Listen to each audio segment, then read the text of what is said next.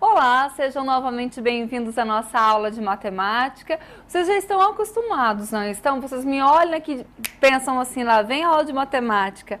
Na verdade, eu acho que vocês olham o slide antes, quando aparece na tela, assim, pensam lá, vem a professora me dizer olá. Então, olá, sejam bem-vindos e vamos participar da nossa aula de matemática. Vamos às nossas questões?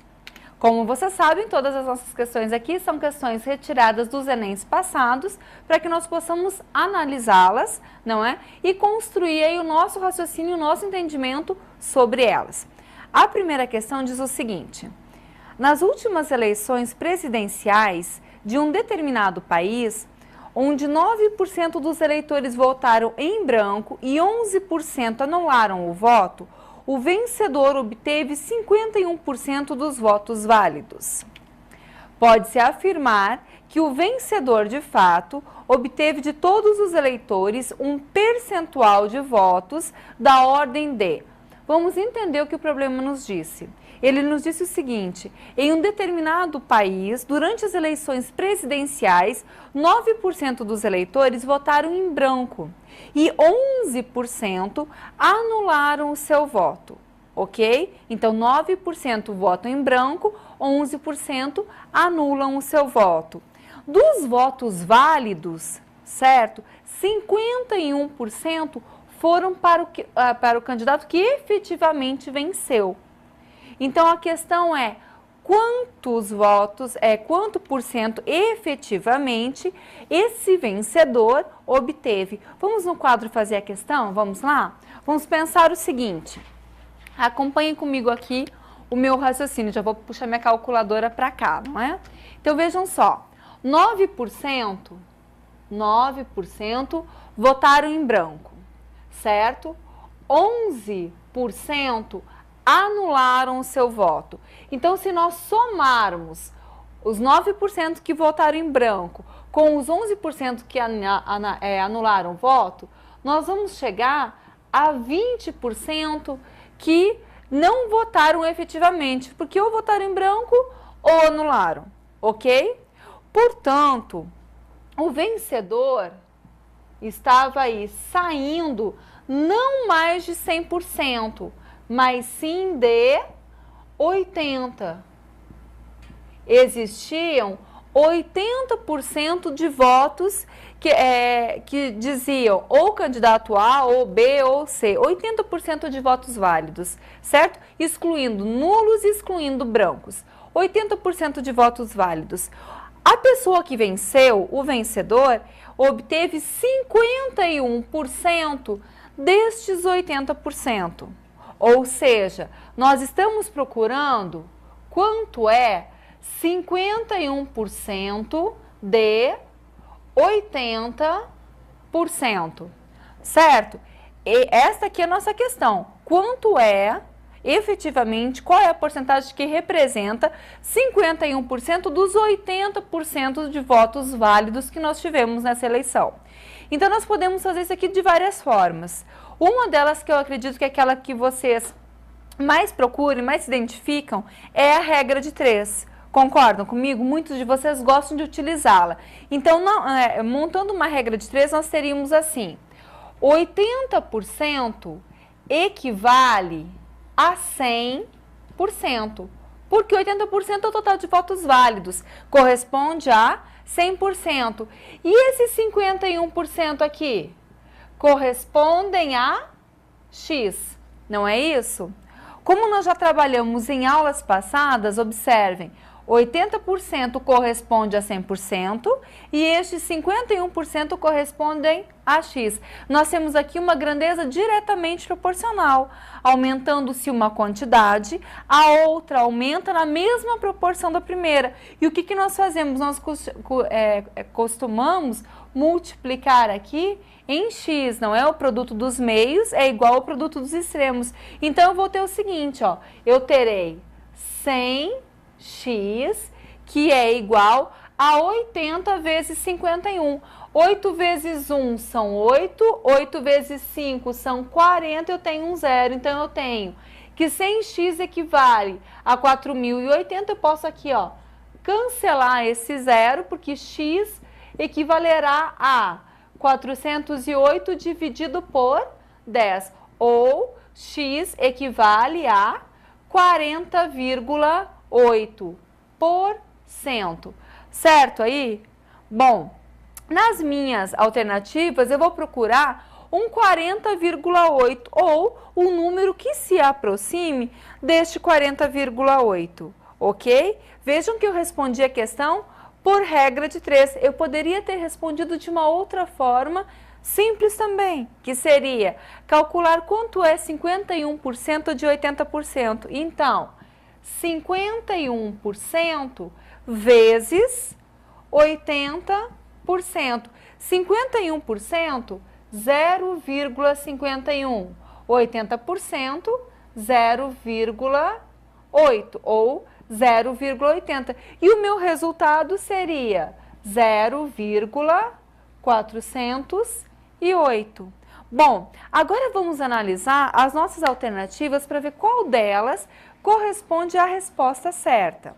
Vejamos, nós temos o seguinte, ó, alternativa A, 38%, alternativa B, 41%, alternativa C, 44%, alternativa D, 47% e alternativa E, 50%. E agora não tem o nosso 40,8%, certo? Mas tem algo muito aproximado. Vamos ver se vocês concordam comigo que o 40,8% ele pode ser aproximado. Eu posso dizer que x é aproximadamente 0,41, concordam comigo?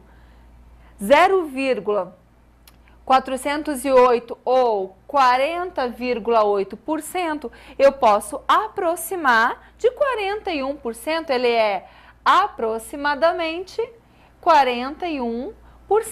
E agora eu tenho sim uma alternativa para marcar, que bom, não é? Agora eu tenho a alternativa B, que é a alternativa correta, é a resposta correta dessa questão. Vocês podem resolver esse problema, tanto por regra de 3, quanto por multiplicação. O que precisa lembrar? Precisa lembrar que na regra de 3, o 80 vai representar o 100% e nós vamos procurar a quantidade que representa o 51%, ok? Pelas duas formas vocês resolvem corretamente. E quando chegarem no resultado próximo, analisem as alternativas de vocês. De repente não está lá exatamente o número, mas está aproximado. Ok? Pegaram aí? Acredito que sim. Vamos para a segunda questão então. A segunda questão, vou ler mais calmamente aqui, são gráficos e nós vamos analisá-la. Vejamos o que ela diz. Boa parte da água utilizada nas mais diversas atividades humanas não retorna ao ambiente com qualidade para ser novamente consumida.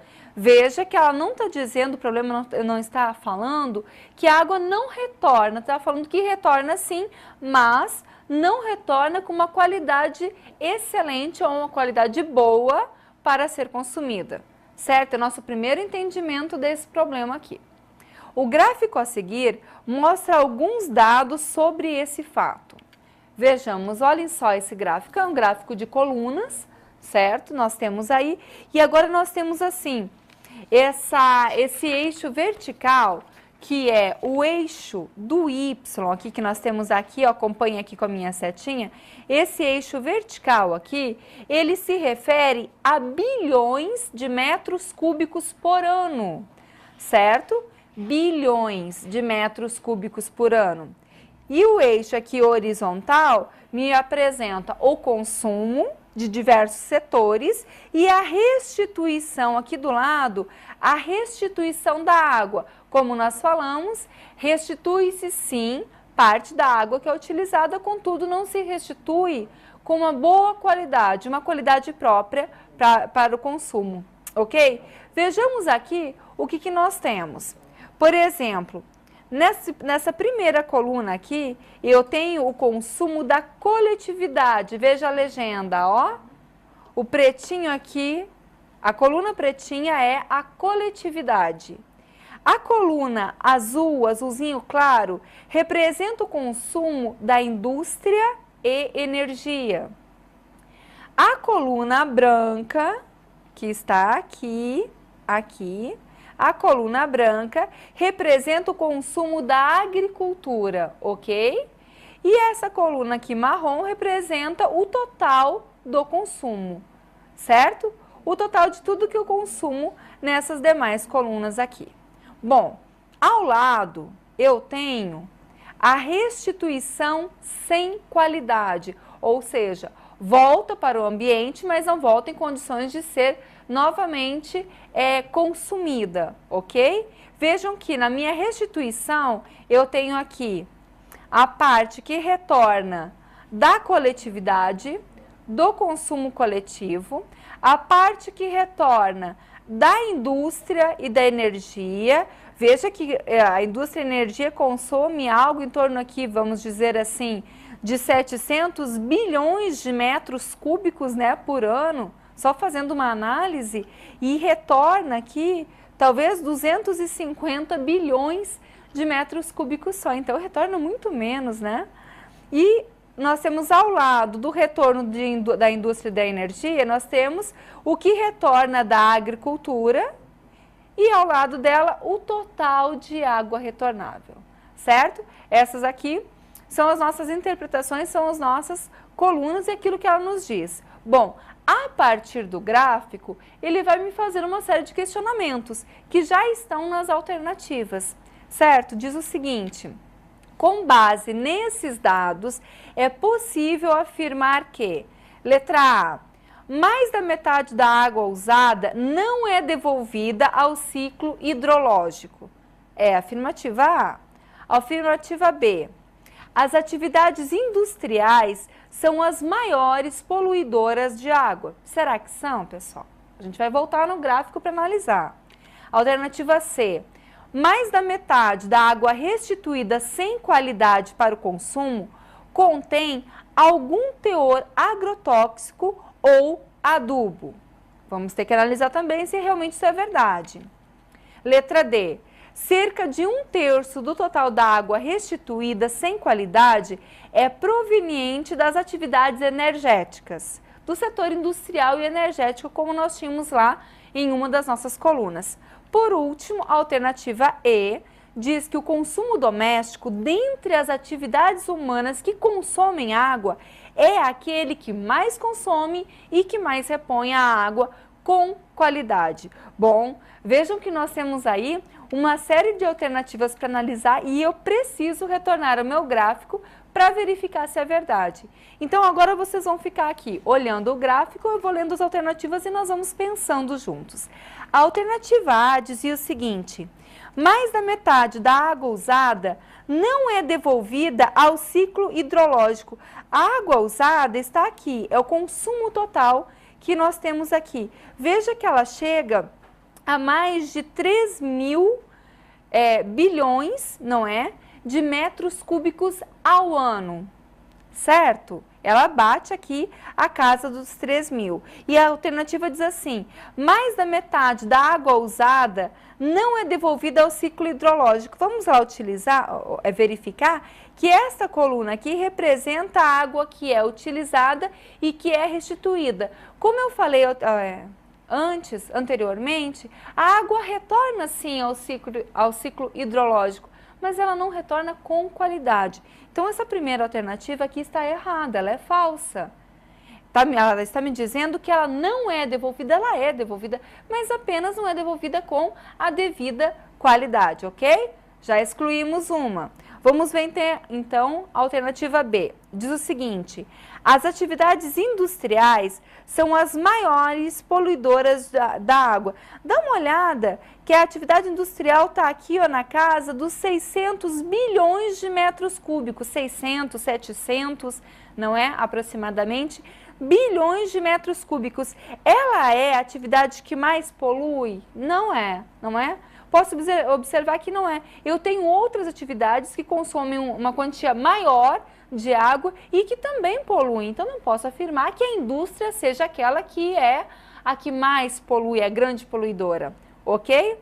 Vamos então analisar. A alternativa B foi excluída também. Vamos analisar a alternativa C, que diz o seguinte: mais da metade da água restituída sem qualidade para o consumo contém algum teor de agrotóxico ou adubo. Agora eu quero chamar a atenção de vocês para o seguinte, nessa segunda composição aqui que nós temos no gráfico, nessa segunda composição de colunas, nós temos um total.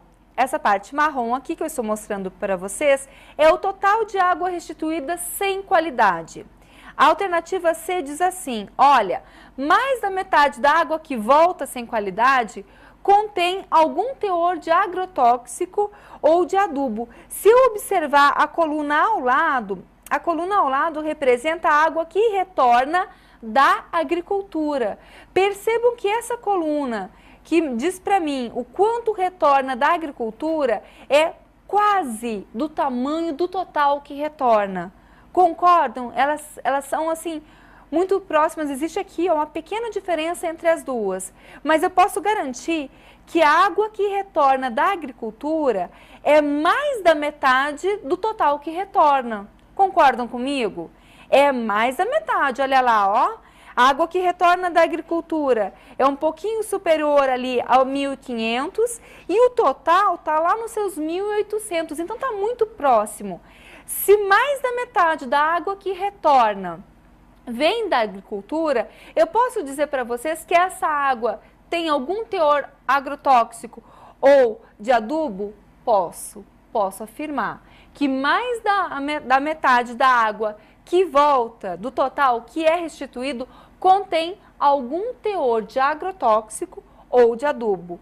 Portanto, a alternativa C é a alternativa correta. Eu vou analisar as outras duas ainda, mas eu já fico com a C em mente, porque ela foi que até agora atendeu melhor as necessidades do meu problema, certo? Vamos analisar a alternativa D. Diz o seguinte, cerca de 1/3 do total da água restituída sem qualidade é proveniente das atividades energéticas. Veja bem, veja bem, veja bem. Nós temos aqui, ó, o total de água restituída, como eu falei para vocês, aqui beirando 1.800. 1/3 de 1.800 são 600. Então, o problema está dizendo assim, a questão está dizendo assim para mim, olha, cerca de 600 bilhões de metros cúbicos que voltam da água que é restituída, elas são advindas da atividade energética. Para aí que a atividade energética, ela restitui, dá uma olhada aqui assim nela, ó, ela é esse azulzinho aqui, ela deve restituir algo em torno de 250 bilhões de metros cúbicos e nem perto dos 600 que o problema está colocando, não é? Porque 1/3 aproximadamente ele daria uns 600 bilhões de metros cúbicos. Então, a alternativa D também estou excluindo, também está incorreta. Concordaram comigo? A última agora, vamos para a letra E. A alternativa E diz o seguinte, o consumo doméstico, dentre as atividades humanas, é aquela que mais consome. Pronto, morreu. Ela não é a que mais consome, né, pessoal? Ela nem é a que mais consome e nem é a que mais restitui. A questão aí, essa assertiva, já na metade do caminho você já mata a questão.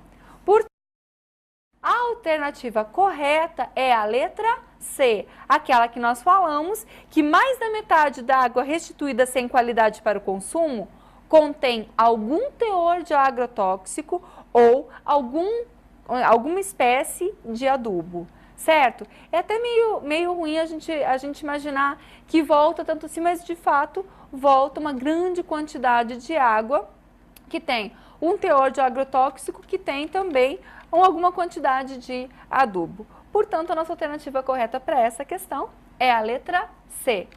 Pegaram aí? Vamos então para a nossa terceira questão, número 3, diz o seguinte. O Brasil, em 1997, com cerca de 160 vezes 10 na sexta habitantes, lembram que eu falei para vocês, vou fazer um recorte aqui assim e vou chamar a atenção. Nas aulas anteriores eu falei para vocês sobre notação científica, não é? Então, normalmente, a gente escreve a notação científica com uma quantidade maior do que 1, menor do que 10, não é? Aqui a pessoa quis colocar 160 vezes 10 na sexta. 10 na sexta equivale a 1 milhão. Então, 160 vezes 10 na sexta são 160 milhões, certo? Então, vou ler de novo. O Brasil, em 1997, com cerca de 160 milhões de habitantes, ficou melhor, né? apresentou um consumo de energia da ordem de 250 mil TPs. Lembra o que é TPs? É tonelada equivalente de petróleo. Tem entrado em vários exercícios nossos esta medida, certo? Então vamos ficar atentos a ela. Em várias questões que nós fizemos aqui, principalmente quando se refere à energia, tem utilizado a medida TP, tonelada equivalente de petróleo, ok? Vou continuar a leitura aqui.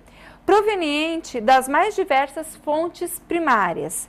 Bom, o grupo com renda familiar de mais de 20 salários mínimos representa apenas 5% da população brasileira, mas utiliza 10% da energia total consumida no país. Então, as pessoas que recebem, o grupo de famílias que recebe mais de 20 salários mínimos, que representa algo em torno de 5% só da nossa população, consome 10% de toda a energia produzida aqui, certo?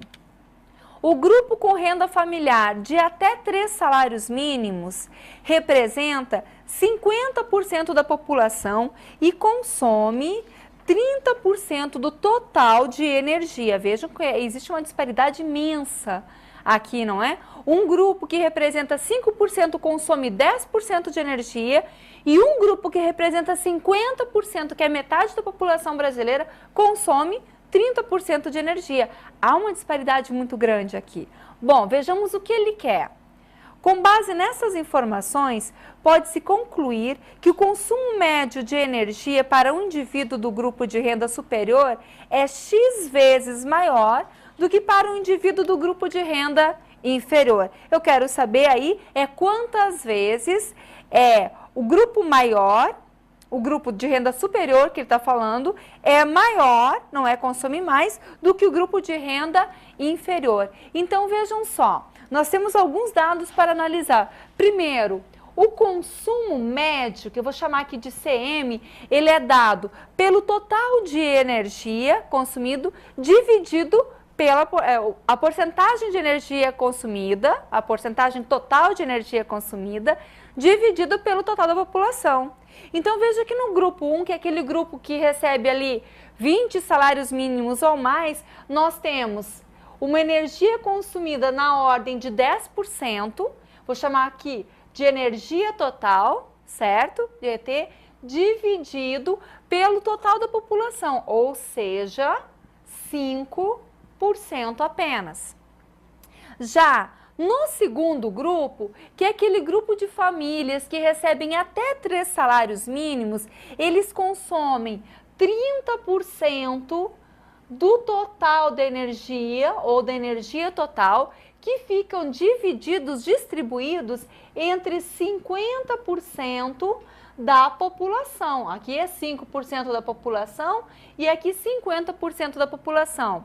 E aí eu sei o seguinte, eu já percebi que o grupo superior, o grupo que recebe mais de 20 salários mínimos, é maior, consome mais. Eu quero ver quantas vezes, certo? Então eu posso imaginar o seguinte, que essa quantia aqui de 10% de energia dividido por 5% da população, ela será igual a 30%, aos 30% gastos de energia sobre os 50% da população, se este grupo aqui for multiplicado por uma quantia, certo? Aí elas serão iguais, porque o grupo superior é maior, não é? Consome mais. Então, se eu pegar o inferior e multiplicar por tanto que consome, eu equivalo as duas. Bom, vamos dar uma olhadinha aí. 10 dividido por 5 são 2, igual a x, que multiplica 30 dividido por 50, 30 por 5 são 6, 30 por 50 são 0,6. Então, eu tenho aí que 2 é igual a x vezes 0,6. Ou, como meus alunos dizem que dá agonia ver o x no segundo membro, ou 0,6x é igual a 2. Ou seja, x é igual a 2 dividido por 0,6. E agora eu vou pegar aqui a minha calculadora, fiquei longe dela, né? 2 dividido por 0,6, olha só, aproximadamente 3,33, uma dízima periódica aqui, certo?